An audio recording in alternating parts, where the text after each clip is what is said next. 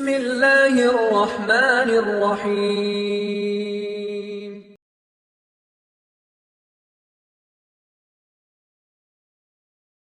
அஸ்ஸலாமு அலைக்கும் வரஹ்மத்துல்லாஹி வபரகாத்துஹ்.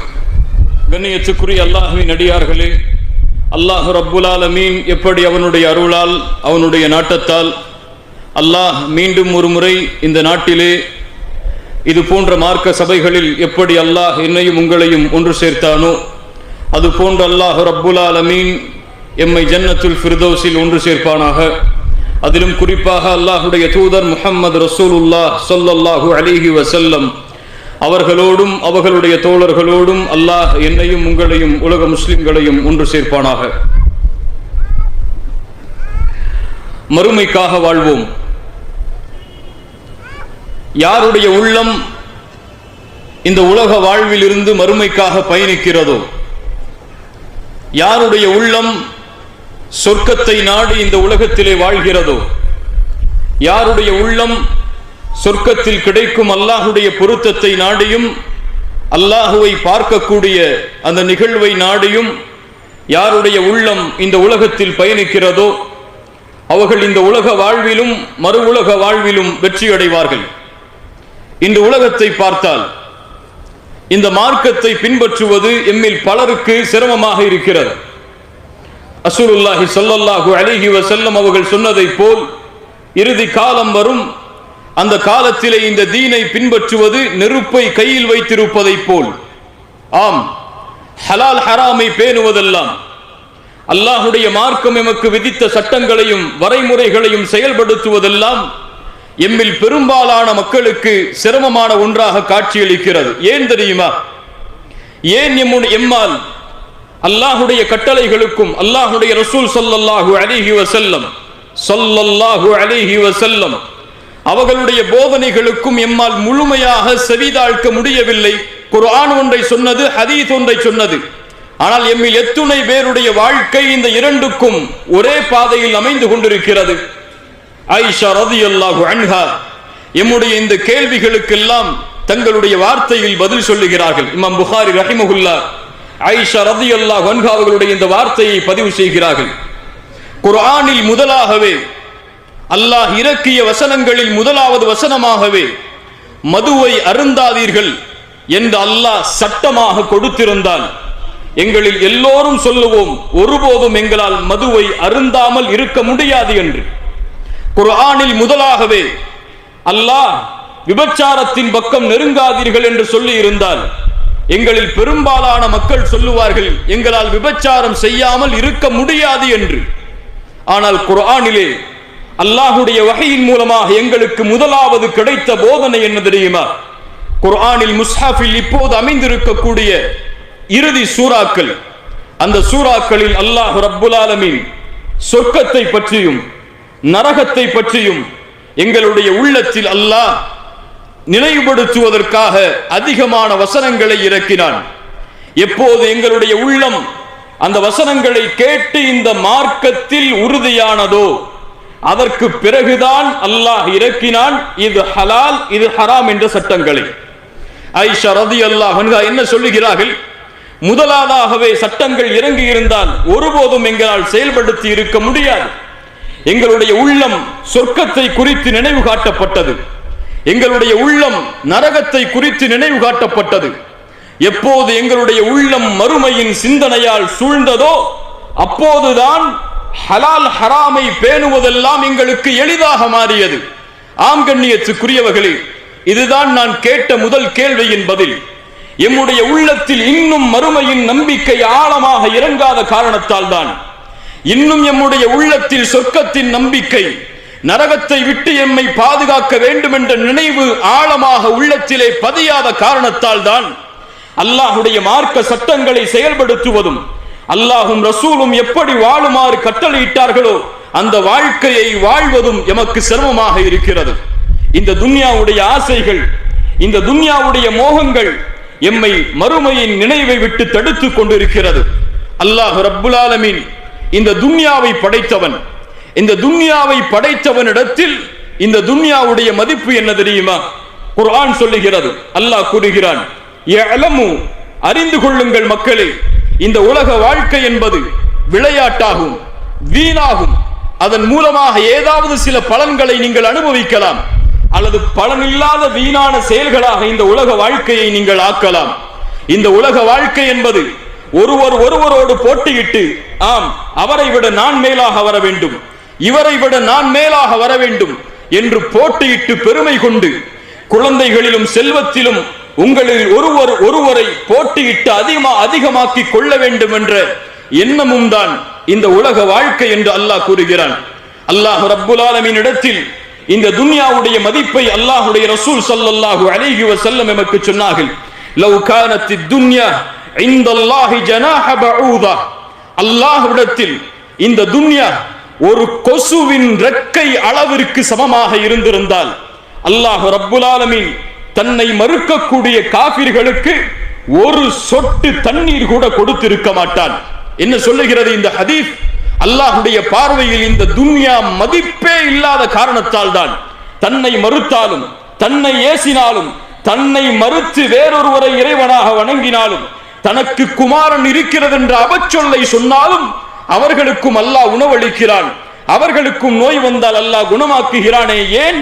இந்த துன்யா அல்லாஹ்விடத்திலே மதிப்பே கிடையாது என்று அல்லாஹ்வுடைய ரசூல் ஸல்லல்லாஹு அலைஹி வஸல்லம் அவர்கள் எமக்கு புரிய வைத்தார்கள். ரசூலுல்லாஹி ஸல்லல்லாஹு அலைஹி வஸல்லம், கண்ணியத்துக்குரியவர்களே, ரசூலுல்லாஹ் என்று சொல்லும் பொழுது ஸல்லல்லாஹு அலைஹி வஸல்லம் என்ற வார்த்தையை மறந்து விடாதீர்கள். அதுதான் நம்முடைய இந்த சபைக்குடைய முழுவதுமான பரக்கத்தாக அமையும். அல்லாஹ் எமக்கு அதை அருள் செய்வானாக. ரசூலுல்லாஹி ஸல்லல்லாஹு அலைஹி வஸல்லம் அவர்கள் தங்களுடைய சஹாபாக்களோடு ஒரு சந்தையின் ஓரமாக நடந்து சென்று கொண்டிருக்கிறார்கள். அங்கே பார்த்தால் ஒரு இறந்து போன காது வெட்டப்பட்ட, அசக்குடைய காது வெட்டப்பட்ட ஒரு ஆடு ஓரமாக கிடக்கிறது. ரசூலுல்லாஹி ஸல்லல்லாஹு அலைஹி வஸல்லம் அந்த இறந்து போன அந்த ஆட்டுக்கு அருகிலே சென்று அந்த காதை உயர்த்தி பிடித்து கேட்டார்கள், இந்த இறந்த ஆட்டை, அதுவும் காது வெட்டப்பட்ட இந்த குறையுடைய ஆட்டை உங்களில் யார் ஒரு திர்ஹமுக்கு வாங்குவதில் விருப்பம் கொண்டவர்? இந்த சஹாபாக்கள் சொன்னார்கள், யா ரசூலல்லாஹ், எங்களில் யார் இதை வாங்குவார்கள், யார் இதை விரும்புவார்கள்? அல்லாஹ்வுடைய தூதரே, உயிரோடு இருந்தாலே இது குறையுடைய ஆடாகிற்று, இது உயிரோடும் இல்லை குறையும் இருக்கிறது இந்த ஆட்டில், இந்த ஆட்டை ஒரு திர்ஹமுக்கு விலை கொடுத்து வாங்குவதற்கு யார் விரும்புவார்கள்? ரசூலுல்லாஹி ஸல்லல்லாஹு அலைஹி வஸல்லம் அவர்கள் சொன்னார்கள், ஃபவல்லாஹி லத்துன்யா அஹ்வனு அலல்லாஹி மின் ஹாதா அலைக்கும். இந்த உலகத்தை அல்லாஹ் எப்படி பார்க்கிறான் தெரியுமா? அவன் படைத்த துன்யா அவனிடத்தில் எந்த மதிப்புக்குரியது தெரியுமா? இந்த இறந்து போன, இந்த காது வெட்டப்பட்ட குறையுடைய இந்த ஆட்டை உங்களுடைய பார்வையில் நீங்கள் எப்படி பார்க்கிறீர்களோ அதைவிட கீழாகத்தான் அல்லாஹ் இந்த துன்யாவை பார்க்கிறான்.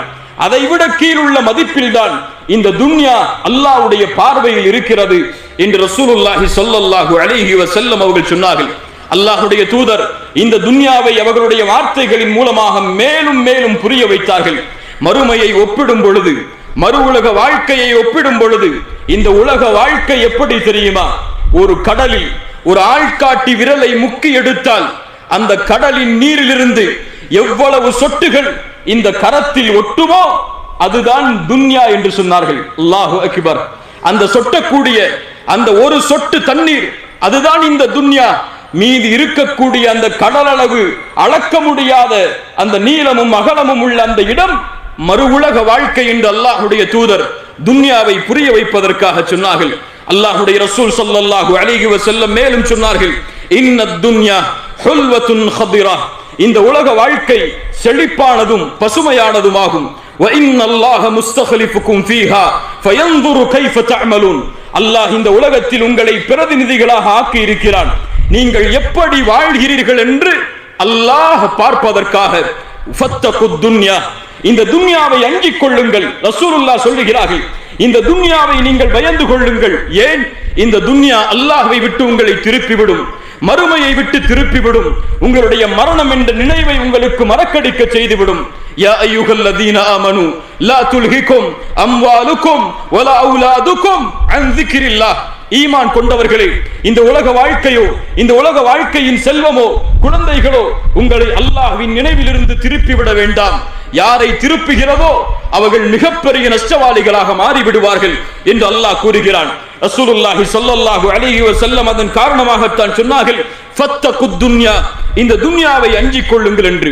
ரசூலுல்லாஹி ஸல்லல்லாஹு அலைஹி வஸல்லம் இந்த துன்யாவுடைய வாழ்க்கையில் எமக்கு ரசூலாக அனுப்பப்பட்ட அந்த ரசூல் ஸல்லல்லாஹு அலைஹி வஸல்லம் அவர்கள் இந்த துன்யாவை எப்படி புரிந்தார்கள் தெரியுமா? எனக்கும் மறுமைக்கும் உள்ள உதாரணம் என்னவென்றால், எனக்கும் இந்த துன்யாவிற்கும் உள்ள உதாரணம் என்னவென்றால், ஒரு பயணத்திலே பயணிப்பவன் ஒரு மரத்தின் நிழலிலே ஓய்வெடுத்து சிறிது நேரம் ஓய்வெடுத்து எப்படி கிளம்பி செல்வானோ அதுதான் எனக்கும் துன்யாவுக்கும் உள்ள உதாரணம் என்று ரசூலுல்லாஹி ஸல்லல்லாஹு அலைஹி வஸல்லம் அவர்கள் சொன்னார்கள். ஆம், இதுதான் இந்த துன்யாவுடைய மதிப்பு. எதற்காக நாம் வாழ்கிறோமோ, எதற்காக இரவும் பகலும் நம்முடைய வாழ்க்கை முழுவதையும் ஒப்படைக்கிறோமோ அதுதான் இந்த துன்யாவுடைய மதிப்பு. ஆனால் மறுமை எமக்காக தயாரிக்கப்பட்ட, அல்லாஹ்வை அஞ்சக்கூடிய முத்தகீன்களுக்காக, அல்லாஹ்விற்கு கட்டுப்பட்ட அடியார்களுக்காக அல்லாஹ் தயாரித்து வைத்திருக்கக்கூடிய மறு உலக வாழ்க்கையின் மதிப்பு என்ன தெரியுமா? ரசூலுல்லாஹி ஸல்லல்லாஹு அலைஹி வஸல்லம் சொன்னார்கள், வ மௌதிஉ ஸௌதி அஹதிக்கும் மினல் ஜன்னah, சொர்க்கத்திலே உங்கள் சொர்க்கத்திலே உங்களுக்கு ஒரு சாட்டையின் அளவு இடம் கிடைப்பது, ஒரு சாட்டையின் அளவு. இன்னொரு ஹதீஸில் உங்களுடைய பாதத்தின் அளவு நாளை மறுமையிலே சொர்க்கத்திலே இடத்தை சொந்தமாக்குவது கைரும் மினத் துன்யா வ மா அலைஹா, இந்த உலகத்தையும் இந்த உலகம் சுமந்திருக்கக்கூடிய அனைத்தையும் கொடுத்தாலும் அந்த சொர்க்கத்திலே ஒரு சாட்டை அளவு இடத்தை கூட உரித்தாக்க முடியாது. ரசூலுல்லாஹி ஸல்லல்லாஹு அலைஹி வஸல்லம் மேலும் சொன்னார்கள், சொர்க்கத்திலே அல்லாஹ் ரப்புல் ஆலமீன் படைத்திருக்கக்கூடிய ஹூரிலின் பெண்கள் இந்த உலகத்தை திறந்து பார்த்தால் இந்த உலகம் முழுக்க வெளிச்சமாகிவிடும், இந்த உலகம் முழுக்க நறுமணமால் சூழ்ந்துவிடும். அந்த ஹூரிலின் பெண்கள் தலையில் போட்டிருக்கக்கூடிய முந்தானை, அந்த முந்தானையில் இருக்கக்கூடிய ஒரு முத்து கைரும் மினத் துன்யா வ மா ஃபீஹா, இந்த உலகத்தையும் இந்த உலகம் உள்ளடக்கி இருக்கக்கூடிய தங்கம், வெள்ளி, வைடூரியம், மாணிக்கம், மரகதம், எத்துணை செல்வங்களை நீங்கள் கொடுத்தாலும் அந்த ஒரு முத்துக்கு ஈடாகாது என்று ரசூலுல்லாஹி ஸல்லல்லாஹு அலைஹி வஸல்லம் அவர்கள் சொன்னார்கள். ஆம் கண்ணியத்துக்குரியவர்களே, இதில் எந்த பார்வையில் எம்முடைய கவனம் அதிகமாக இருக்கிறது? அழிந்து போகக்கூடிய இந்த துன்யாவுடைய பார்வையிலா, அழியாத அந்த மறுமையுடைய பார்வையிலா? எம்முடைய முன்னாள் அறிஞர்களில் ஒருவர் சொன்னார், இந்த துன்யாவுடைய மதிப்பை நாம் எப்போது உணர்வோம் தெரியுமா? எப்போது இந்த துன்யா எம்மிடத்திலே மதிப்பற்றதாக மாறுகிறதோ அப்போதுதான். எப்போது மதிப்பற்றதாக மாறும்? நாளை மறுமை என்ற ஒரு நாள் வரும். அந்த நாளிலே எந்த ஒரு குழந்தையும் தந்தைக்கு உதவி செய்ய முடியாது, எந்த ஒரு தந்தையும் குழந்தைக்கு உதவி செய்ய முடியாது. யௌம யஃபிர்ருல் மர்உ மின் அஹீஹ், தன் சகோதரனை பார்த்து சகோதரன் விரண்டு ஓடுவாள், தந்தையை பார்த்து தாய் விரண்டு ஓடுவாள், கணவனை பார்த்து மனைவி விரண்டு ஓடுவாள். இப்படி ஒவ்வொருவரும் அவர்களின் நிலைமைகளை தேடி விரண்டு ஓடுவார்கள். துன்யா மதிப்பற்றதாக அவனுக்கு மாறும். அல்லாஹ்விடத்திலே சொல்லுவான், யா அல்லாஹ், நான் வாழ்ந்து வந்த இந்த வாழ்க்கை, இந்த உலக வாழ்க்கை, இதில் எது வேண்டும் யா அல்லாஹ், அதை கொடுக்கிறேன். இந்த நாளுடைய வேதனையில் இருந்து என்னை பாதுகாத்து விடு. யா அல்லாஹ், என் தந்தை வேண்டுமா, என் தாய் வேண்டுமா, என் மனைவி வேண்டுமா, என் குழந்தைகள் வேண்டுமா? குர்ஆன் சொல்லுகிறது, யா அல்லாஹ், அவற்றை அனைத்தையும் உன்னிடத்திலே ஒப்படைக்கிறேன், என்னை மட்டும் பாதுகாத்து விடு யா அல்லாஹ். இந்த துன்யாவிலே யாருக்காக வாழ்ந்தான்? தன்னுடைய பிள்ளைகளுக்காக இரவையும் பகலையும் கழித்தான், தன்னுடைய மனைவிக்காக தன்னுடைய ஒட்டுமொத்த சுகத்தையும் இழந்தான். இந்த உலக வாழ்க்கையில் அவர்களுடைய பொருளாதாரத்திற்காக தன்னுடைய வாழ்க்கை அனைத்தையும் இழந்து விட்ட அந்த அடியான் மறுமை என்று வரும் பொழுது, உண்மையான நாள் என்று வரும் பொழுது, இந்த உலக வாழ்க்கை அவனுக்கு மதிப்பில்லை என்று தெரியும் பொழுது மனைவியை ஒப்படைப்பான், பிள்ளைகளை ஒப்படைப்பான். அப்போதுதான் அவனுக்கு புரியும் இந்த துன்யாவுடைய மதிப்பு என்று எம்முடைய அறிஞர்களில் ஒரு அறிஞர் கூறினார். கண்ணியத்துக்குரியவர்களே, ரசூலுல்லாஹி ஸல்லல்லாஹு அலைஹி வஸல்லம் எதற்காக வாழ்ந்தவர்கள் இந்த பூமியில்? அவர்களுக்கு இந்த துன்யாவில் அல்லாஹ் எதை கொடுத்தான்? எம்மிடத்திலே பெரும்பாலான மக்களிடத்திலே இருக்கக்கூடிய செல்வத்தில் எதையாவது ரசூலுல்லாஹி ஸல்லல்லாஹு அலைஹி வஸல்லம் அவர்கள் அனுபவித்திருக்கிறார்களா? எம்முடைய வாழ்க்கையில் நாம் படுகின்ற கஷ்டங்கள், இன்னல்கள், துன்பங்கள், இதுவெல்லாம் ரசூலுல்லாஹி ஸல்லல்லாஹு அலைஹி வஸல்லம் அவர்களுடைய வாழ்க்கையில் பட்ட கஷ்டங்களுக்கு ஈடாகுமா? யோசித்து பாருங்கள். ரசூலுல்லாஹி ஸல்லல்லாஹு அலைஹி வஸல்லம் அவர்களுக்கு அல்லாஹ் இந்த உலகத்திலே சோதனைகளாக கொடுத்தவற்றை அவர்கள் பிறப்பதற்கு முன்னதாகவே தந்தை கிடையாது அவர்களுக்கு. பிறந்ததற்கு பிறகு அவர்களுடைய தாயும் மரணம்.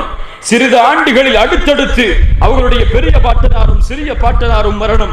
யாரை இந்த உலகத்திலே பெண்களில் ரசூலுல்லாஹ் அதிகமாக நேசித்தார்களோ அந்த கதீஜா ரலியல்லாஹு அன்ஹா அவர்கள் அவர்களுடைய வாழ்நாளிலேயே மரணம்.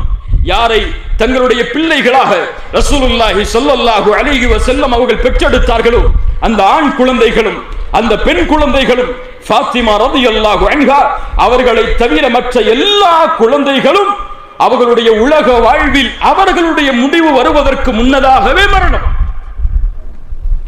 என்ன சிரமம், எவ்வளவு பெரிய கஷ்டம்! இத்துணை சிரமங்களிலும் ரசூலுல்லாஹுடைய வாழ்க்கை.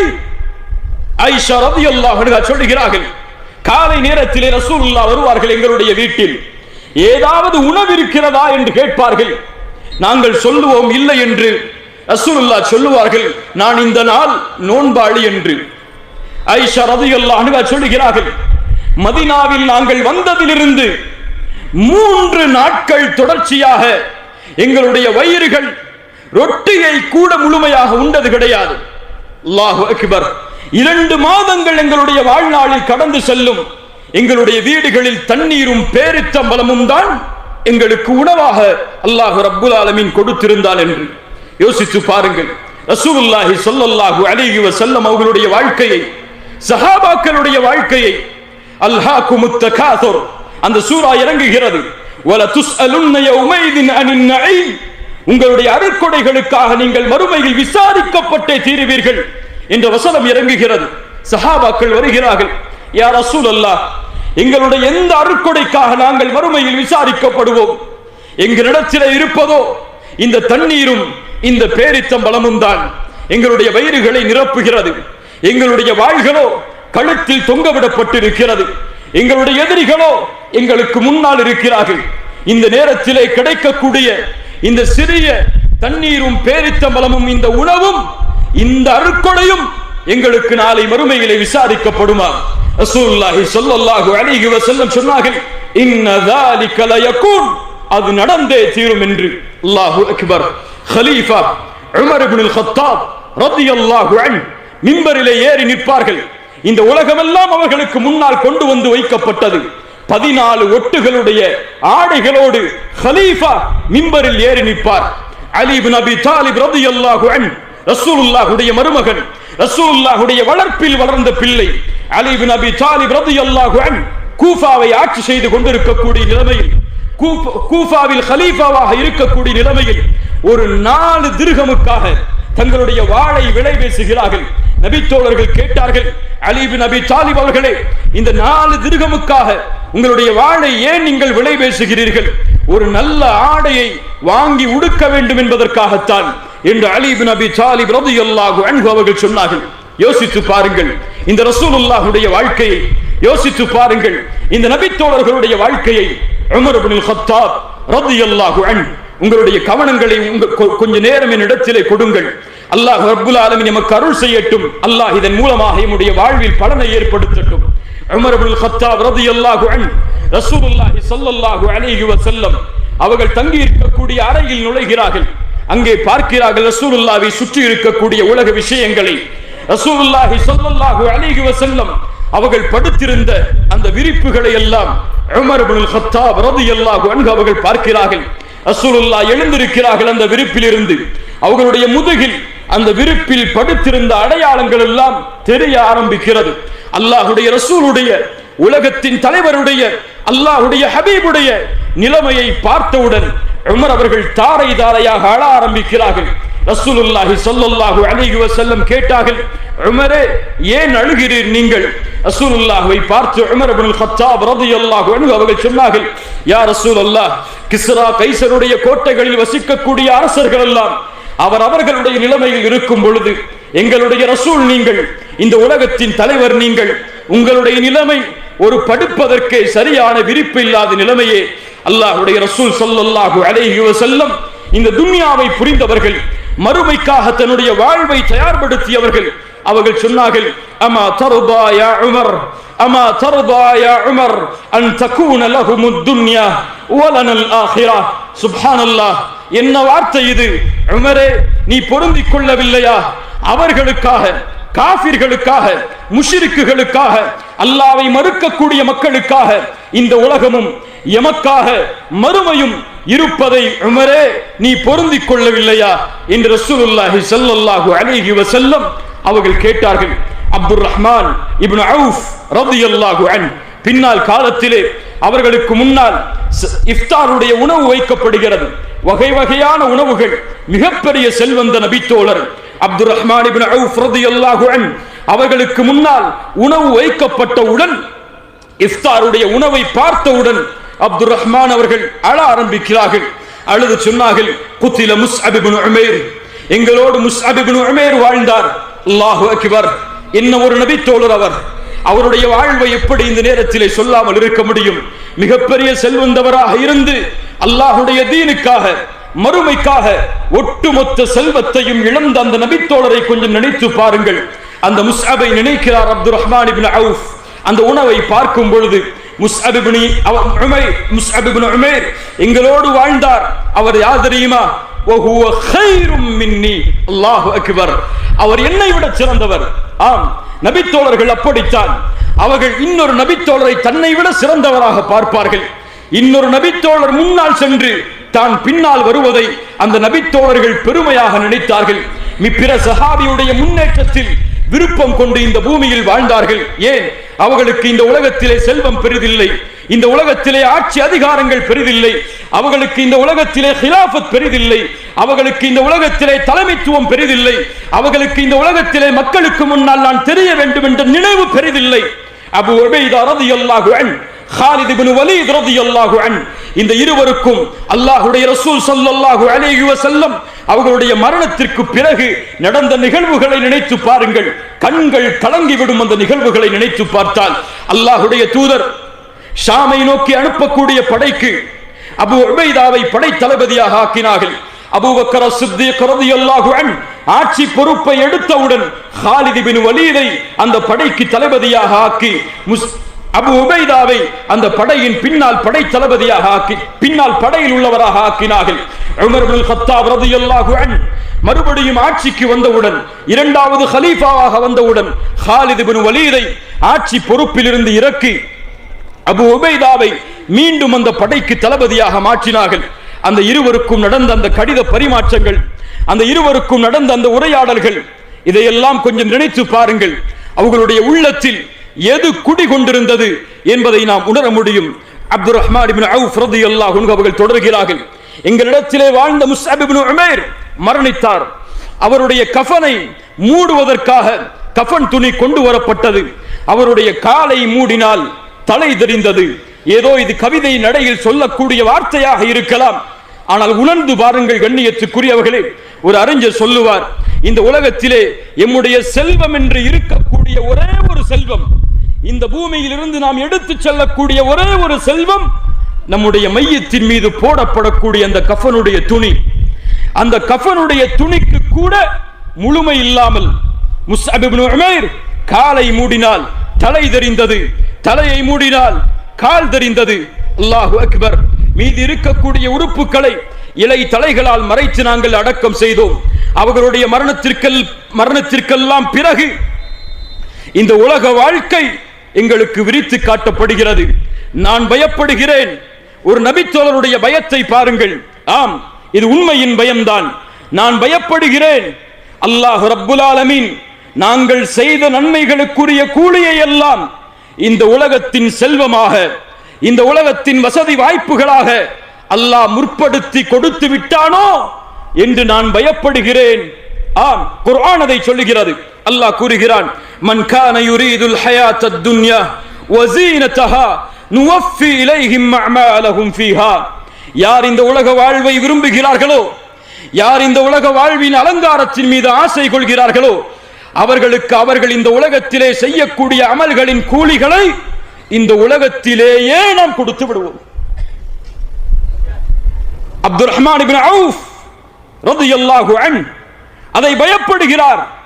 இந்த உலக வாழ்க்கை எங்களுக்கு கொடுக்கப்பட்டது, நாங்கள் செய்த நன்மைகள் முற்படுத்தப்பட்டு விட்டதோ என்று கூறி அழுதவர்களாக அந்த இடத்தை விட்டு அந்த உணவை புறக்கணித்து சென்று விடுகிறார். ரசூலுல்லாஹி ஸல்லல்லாஹு அலைஹி வஸல்லம் இதை தங்களுடைய வார்த்தையில் சொன்னார்கள், மன் கானத்தித் துன்யா ஹம்ம. யாருடைய உள்ளத்தில் இந்த உலக வாழ்க்கை நோக்கமாக, எண்ணமாக இருக்கிறதோ அவர்களுடைய காரியங்களை விட்டு அல்லாஹ் அவர்களை பிரித்து வறுமையை அவர்களுடைய கண்களுக்கு முன்னால் அல்லாஹ் கொண்டு வந்து விடுவான். என்ன அர்த்தம்? யார் இந்த உலக வாழ்க்கையை நோக்கி ஓடுகிறானோ அவனுடைய எல்லா காரியமும் அவனிடமிருந்து பிரிக்கப்படும். கோடிகளை சேர்க்கலாம், லட்சங்களை சேர்க்கலாம், ஆனால் பயந்து கொண்டே இருப்பான். வறுமை ஏற்பட்டு விடுமோ, நஷ்டவாளியாக நான் மாறிவிடுவோனோ என்று. அவன் எவ்வளவுதான் ஓடினாலும் அவனுக்கு அல்லாஹ் விதித்ததைத்தான் அவன் அடைந்து கொள்ள முடியும். யாருடைய நோக்கம் மறுமையாக மாறுகிறதோ அல்லாஹ் அவனுடைய காரியங்களை ஒன்று சேர்ப்பான். அவனுடைய உள்ளத்தில் அல்லாஹ் கினா என்ற நிறைவை, செல்வ செழிப்பான நிறைவை அல்லாஹ் தருவான். அந்த செல்வம் என்ன? கோடிகளை கொடுப்பதா? கிடையாது. அவர் 1000 தீனாரை 1000 ரியாதை தன்னுடைய வாழ்வில் சம்பாதித்தாலும் நிம்மதியோடு வாழ்வார். கோடியில் இல்லாதவன் நிம்மதியை கூட 1000 ரியாதை கொண்டு அவர் மாதத்தில் அடைய முடியும். அப்படிப்பட்ட மன நிறைவை அல்லாஹ் அவருடைய உள்ளத்தில் கொடுப்பான். அல்லாஹு அக்பர். யார் மறுமையை நோக்கி பயணிக்கிறானோ அவனுக்கு அல்லாஹ் மறுமையை மட்டும் தான் கொடுப்பானா? உலக வாழ்வை அல்லாஹ் கொடுக்க மாட்டானா? அல்லாஹ்வுடைய ரசூல் சொன்னார்கள், யார் இந்த உலக வாழ்வை விட்டு மறுமையை நோக்கமாக கொண்டு பயணிக்கிறானோ அவனுக்கு முன்னால் இந்த துன்யா பணிந்து விடும். இந்த துன்யா பணிந்த நிலையில் வரும். அவன் தேட மாட்டான், ஆனால் இந்த துன்யா அவனை கண்ணியப்படுத்தி கொண்டே இருக்கும் என்று ரசூலுல்லாஹி ஸல்லல்லாஹு அலைஹி வஸல்லம் அவர்கள் சொன்னார்கள். மறுமையை முன்னோக்கிய நபித்தோழர்கள் இவர்கள் எல்லாம். பத்ருடைய களத்தில் அல்லாஹ்வுடைய ரசூல் ஸல்லல்லாஹு அலைஹி வஸல்லம் அவர்கள் சொன்னார்கள், கூமு இலல் ஜன்னah. மறுமையை நினைவுபடுத்துகிறார்கள் போர்க்களத்தில். சொர்க்கத்திற்காக எழுந்திருங்கள், அதனுடைய அகலம் வானம் பூமிகளை வியாபித்திருக்கிறது. ஒரு நபித்தோழர் உமைர் இப்னுல் ஹுமாம் ரலியல்லாஹு அன்ஹு கையில் பேரித்த மலத்தை சாப்பிட்டுக் கொண்டிருக்கிறார். சில வார்த்தைகளை சொல்லுகிறார். ரசூலுல்லாஹ் சொன்னார்கள், ஏன் இந்த வார்த்தையை சொன்னாய் உமைர் இப்னு ஹுமாம் அவர்களே? அந்த நபித்தோழர் சொன்னார், யா ரசூலல்லாஹ், சொர்க்கம் அவ்வளவு அழகானதா? அதில் உள்ளவனாக நான் மாற வேண்டும் என்பதற்காகத்தான் இப்படி ஆசை கொண்டேன். ரசூலுல்லாஹி ஸல்லல்லாஹு அலைஹி வஸல்லம் சொன்னார்கள், உமைர் இப்னு ஹுமாமே, நீ யார் தெரியுமா? அந்த சொர்க்கத்தில் உள்ளவன் தான். அல்லாஹு அக்பர். உலகத்தில் வாழும் பொழுதே அந்த நபித்தோழர்கள் அவர்களுக்கு கிடைத்த நற்செய்தியை பாருங்கள். உமைரே, நீ அதில் உள்ளவன் தான். ரசூலுல்லாஹ்விடமிருந்து சொர்க்கத்தின் நற்செய்தியை உலகத்தில் கேட்ட மாத்திரத்தில் அந்த நபித்தோழர் பேரித்த மலத்தை சாப்பிட்டுக் கொண்டிருக்கக்கூடிய நேரத்தில் அதை தூக்கி எறிந்து சொன்னார், சொர்க்கம் எனக்கு சுப செய்தி கூறப்பட்டதற்கு பிறகு இந்த உலக வாழ்வில் நான் வாழ்வதை மிக நீளமாக வெட்கமாக கருதுகிறேன் என்று கூறி தூக்கி எறிந்தார். தான் கொல்லப்படும் வரை, ஷஹீதாக்கப்படும் வரை போராடினார். ஆம், சொர்க்கத்தையும் அடைந்து கொண்டார். சுப்ஹானல்லாஹ். கண்ணியத்துக்குரியவர்களை யோசித்து பாருங்கள். அந்த சஹாபாக்களுக்கு இந்த துன்யா சிறுமையாக தெரிந்தது, மறுமை மிகப்பெரியதாக தெரிந்தது. அதனால்தான் எதை அந்த மறுமைக்காக அர்ப்பணிக்க அவர்கள் ஏவப்பட்டாலும் அர்ப்பணிக்க அவர்கள் தயார். ஹந்தலா ரலியல்லாஹு அன்ஹு திருமணம் முடித்த முதல் இரவில் மனைவியை விட்டு பிரிந்து போர்க்களத்தில் ஷஹீதானாரே. ஏன்? மறுமையை நோக்கமாக கொண்ட காரணத்தால். அபூபக்கர் ஸித்தீக் ரலியல்லாஹு அன்ஹு, எதை முற்படுத்தி வந்திருக்கிறீர்? எதை வீட்டிலே விட்டு வந்திருக்கிறீர்? யா ரசூலல்லாஹ், என்னுடைய வீட்டில் அல்லாஹ்வையும் ரசூலையும் வைத்திருக்கிறேன், எல்லாவற்றையும் உங்களுக்கு முன்னால் கொண்டு வந்து விட்டேன். ஏன்? மறுமை அவர்களுக்கு பெரிதாக தெரிந்த காரணத்தால். ஆனால் எமக்கு இந்த உலகம் பெரிதாக தெரிகிறது.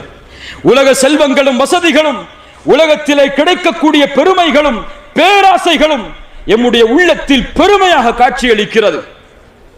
ஒரு அறிஞர் தன்னுடைய உரையில் சொன்னார், சிந்திக்க வேண்டிய செயல்தான் அது. ஒரு 4 சகோதரர்கள் ஒரு ஹோட்டலுக்கு சென்று சாப்பிட்டால் அந்த 4 பேருக்கும் சண்டை நடக்கும். இறுதியில் யார் இதனுடைய தொகையை கொடுப்பதென்று.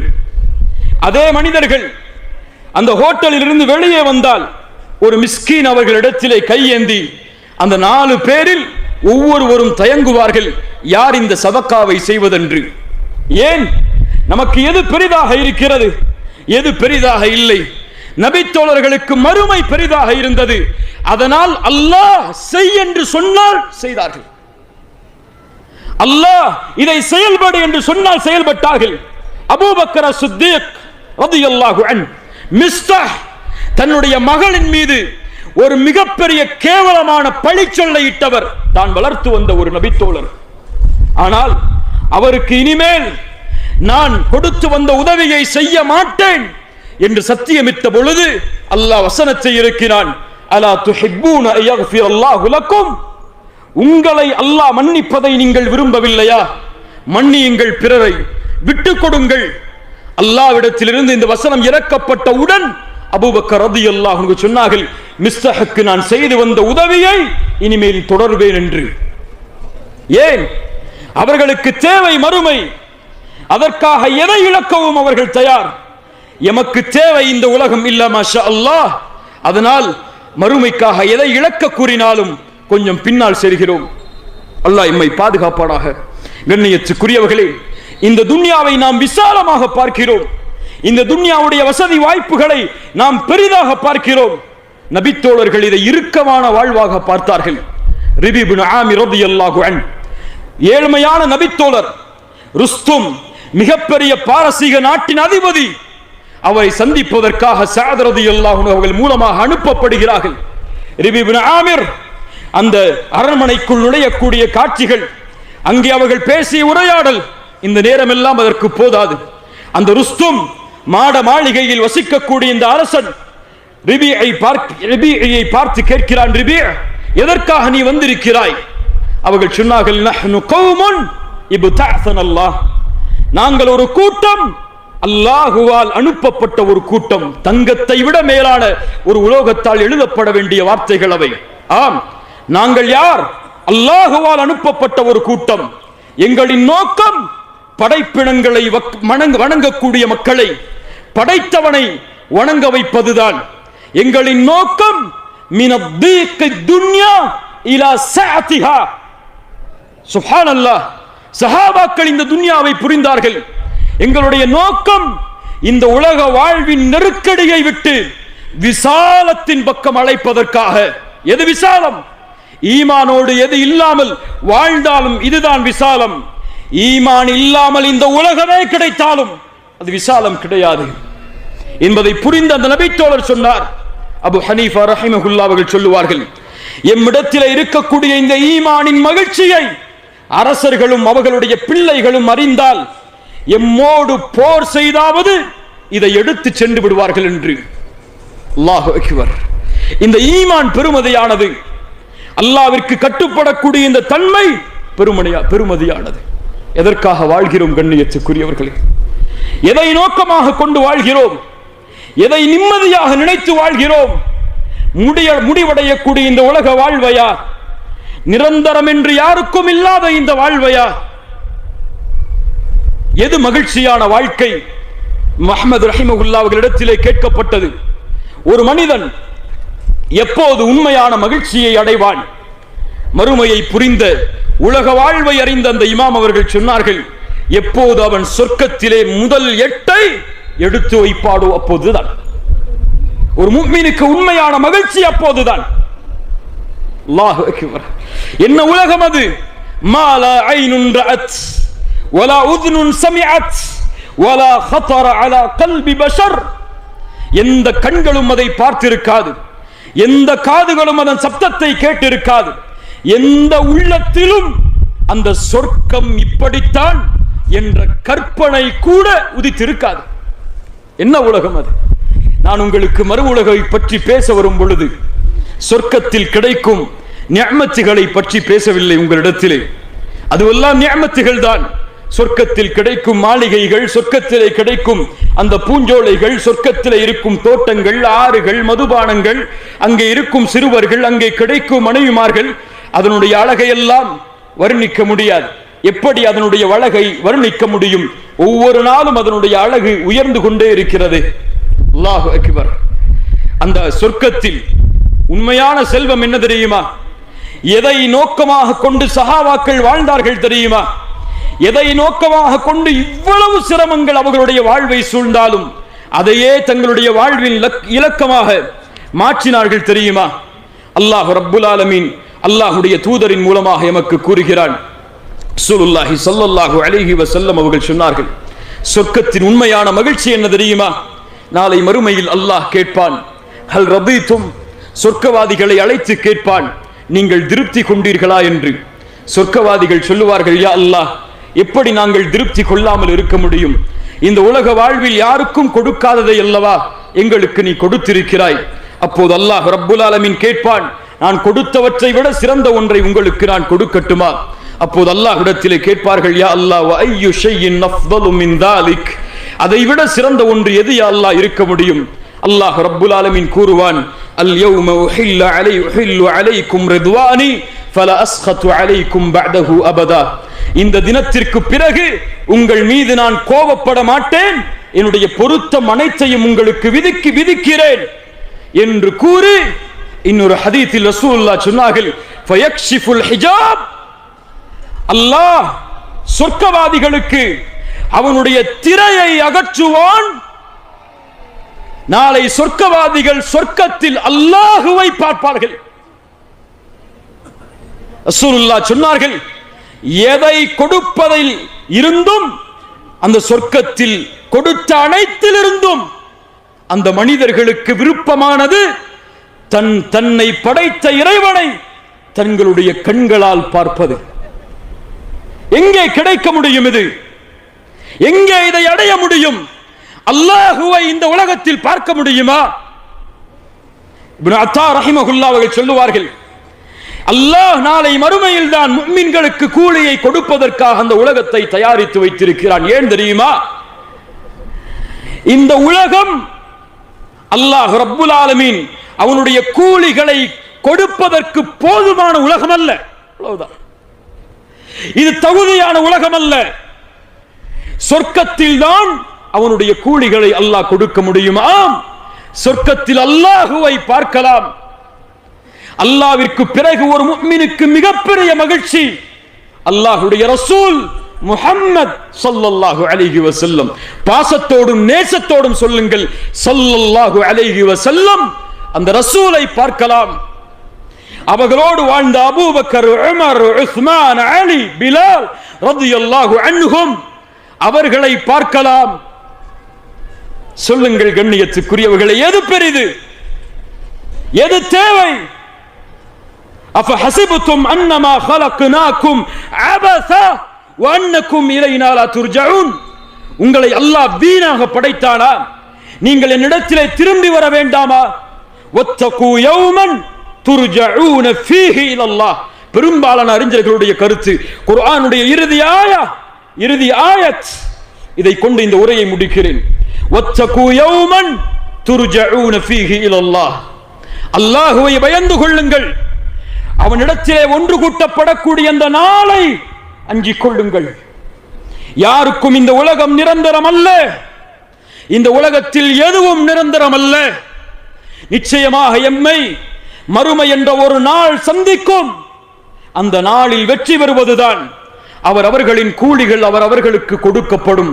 நன்மையை சம்பாதித்தவன் நன்மையை பெற்றுக் கொள்வான், தீமையை சம்பாதித்தவன் தீமையை பெற்றுக் கொள்வான் கூலியாக. யாருக்கும் அநீதம் செய்யப்பட மாட்டாது. ஆம், அதுதான் வெற்றி. யார் இந்த பூமியில் லா இலாஹ இல்லல்லாஹ்விற்காக வாழ்ந்தார்களோ அதுதான் வெற்றி. யார் இந்த பூமியில் லா இலாஹ இல்லல்லாஹ்விற்காக மரணித்தார்களோ அதுதான் வெற்றி. யார் கபருடைய வாழ்வில் விசாரணையில் வெற்றி பெற்றார்களோ அதுதான் வெற்றி. யார் நாளை மறுமையில் அரிசின் நிழலில் தங்களை ஆக்கிக் கொண்டார்களோ அதுதான் வெற்றி. யாருடைய விசாரணை எளிதாகி சிராத்துடைய பாலத்தை எளிதாக கடந்தார்களோ அதுதான் வெற்றி. யார் நரக நெருப்பிலிருந்து பாதுகாக்கப்பட்டு சொர்க்கத்தில் நுழைந்தார்களோ அதுதான் வெற்றி. யார் அந்த சொர்க்கத்துடைய இன்பங்களோடு சேர்த்து அல்லாஹுடைய பொருத்தத்தை அவனுடைய வார்த்தைகளால் செவிமடுத்தார்களோ அதுதான் வெற்றி. யார் நாளை மறுமையில் அந்த ரப்பை இந்த இரண்டு கண்களால் பார்த்தார்களோ அல்லாஹ் ரப்புல் ஆலமீன் அதை நோக்கமாக கொண்டு வாழக்கூடிய மக்களாக எம்மை ஆக்குவானாக.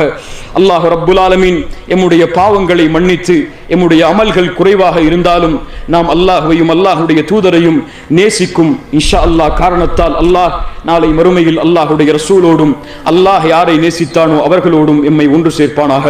ஜஸாக்குமுல்லாஹு கைரன். பாரக்கல்லாஹு லக்கும். أقول قولي هذا أستغفر الله لي ولكم. السلام عليكم ورحمة الله وبركاته.